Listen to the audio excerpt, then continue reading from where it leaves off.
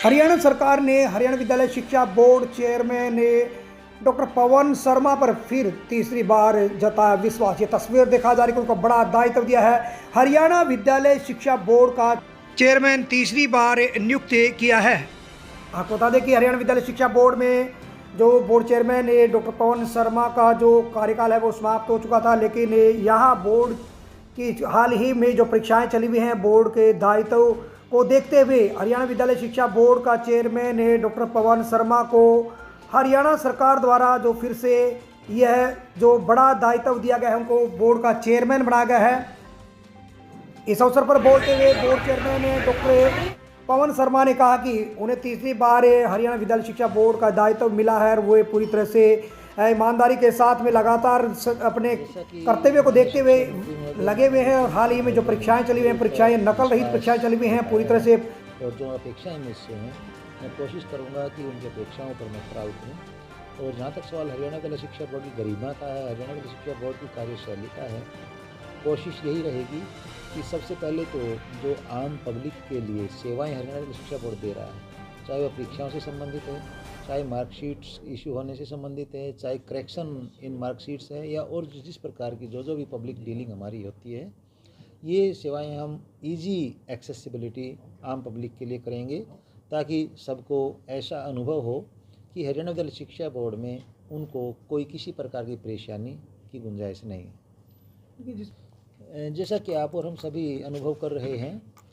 माननीय मुख्यमंत्री महोदय और माननीय शिक्षा मंत्री महोदय के दिशा निर्देशानुसार, जो कि 25 फरवरी को सुबह 9 बजे वीसी के थ्रू निर्देश दिए गए थे,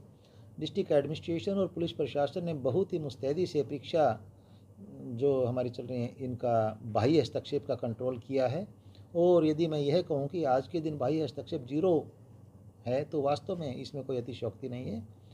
इसी प्रकार से कुछ एक जगह छुटपुट ऐसी घटनाएं अंदर परीक्षा केंद्रों के अंदर देखने को मिल रही हैं, जहां कुछ शिक्षक साथीगण जो परीक्षा ड्यूटी पर हैं वे अपने कर्तव्य को निष्ठापूर्वक नहीं निभा रहे हैं, जिसकी जहां कहीं भी हमें इस प्रकार की सूचना मिलती है, विभागीय कार्रवाई के लिए लिखा जा रहा है। और कुछ एक साथियों के विरुद्ध विभागीय कार्रवाई हो भी चुकी है। और मैं आपके माध्यम से भी यही कहना चाहूँगा कि जिस प्रकार से जिला प्रशासन ने बाहर अपने कार्यशैली की एक मिसाल पेश की है, शिक्षक साथी भी अपने आप को, अपने कर्तव्य को समझें और उसी प्रकार से मिसाल अपने अंदर जो परीक्षा केंद्र के अंदर उनकी ड्यूटी है वहाँ अपनी कार्यशैली की दें। नकल के ऊपर जो अंकुश लगा है, बाह्य क्षेत्र की बात की जाए, चाहे अंदरूनी क्षेत्र की बात की जाए, ऐसा नहीं देखने को मिल रहा है। और रिजल्ट की बात की जाए तो कैसे क्या कुछ? सबसे पहले तो जैसा कि आपने कहा कि अंकुश जिस प्रकार से नकल पर लगा है, इसके लिए मैं आपका धन्यवाद करना चाहता हूँ। कोई दो राय नहीं, ऐसा संदेश देने में हमारी सरकार सफल रही है, जिसमें कि परीक्षा केंद्र में परीक्षार्थियों के दिमाग में ये बात आ चुकी है कि यदि उनको ज्ञान होगा अपने विषय का, तभी वो आगे बढ़ सकते हैं, नकल के भरोसे आगे नहीं बढ़ा जा सकता। दूसरी बात, इसके साथ साथ जैसा कि आगे के बारे में आपने कहा है, हम कोशिश करेंगे कि परीक्षा केंद्र की उपलब्धता, परीक्षा केंद्र के अंदर जो उपलब्ध सुविधाएं हैं उनके बारे में, और परीक्षार्थियों को किसी प्रकार कोई दिक्कत ना आए, इसके लिए एक बार सभी परीक्षा केंद्रों का हम अपने जो आज के दिन फ्लाइंग स्क्वाड हैं उनके द्वारा रिपोर्ट ले रहे हैं। और निरीक्षण उपरांत ऐसा फैसला लिया जाएगा जिसमें अच्छे, स्पेशियस और इजी एक्सेसिबिलिटी जिन परीक्षा केंद्रों में हो, वहीं परीक्षा केंद्र बनाए जाएंगे। परीक्षा परिणाम है वो कब तक? परीक्षा परिणाम लगभग दूसरे सप्ताह मई का जो होता है उसमें हम डिक्लेयर कर देंगे। पहले सीनियर सेकेंडरी कक्षाओं का परीक्षा परिणाम घोषित किया जाएगा, क्योंकि उन्हें उच्चतर शिक्षा के लिए आगे एडमिशन लेना होता है। और इसके साथ साथ जल्दी ही 10वीं कक्षाओं का जो परीक्षा परिणाम है वह घोषित कर दिया जाएगा। जी, क्वेश्चन पेपर का जहाँ तक सवाल है, यह तो हरियाणा विद्यालय शिक्षा बोर्ड ने सिद्ध कर ही दिया है अपने कार्यशैली और इंफॉर्मेशन टेक्नोलॉजी के युग में, जिस प्रकार से हमने अल्फा न्यूमेरिक कोड का उपयोग करते हुए आज के दिन आपने नोटिस किया होगा परीक्षा के अंदर से क्वेश्चन पेपर आउट होने का कोई भी मामला नहीं आया है, सिवाय एक मामला दादरी के Ranila government girls secondary school में जो आया था, जिस पर कठिन, बड़ी सख्त कार्रवाई जिस पर की गई है। इसके साथ साथ कोशिश यही रहेगी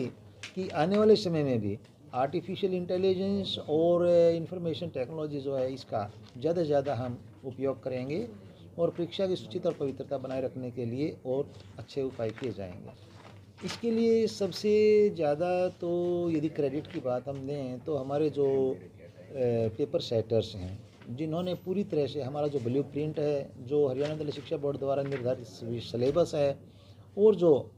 हरियाणा विद्यालय शिक्षा बोर्ड के अंतर्गत स्कूल और परीक्षार्थी हैं उनसे संबंधित जो मतलब एक क्राइटेरिया अडॉप्ट करना चाहिए वो किया है। दूसरा, एक इसमें जो खास बात ध्यान में रखी गई है वो कॉम्पिटेंसी बेस्ड क्वेश्चन की बात है। तो कॉम्पिटेंसी बेस्ड क्वेश्चन भी इस प्रकार से लिए गए हैं, खास ध्यान इस बात का रखा गया है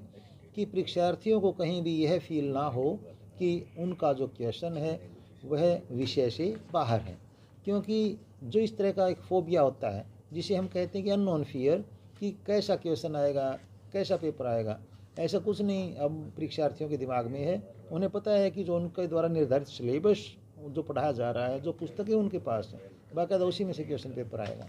और यही सब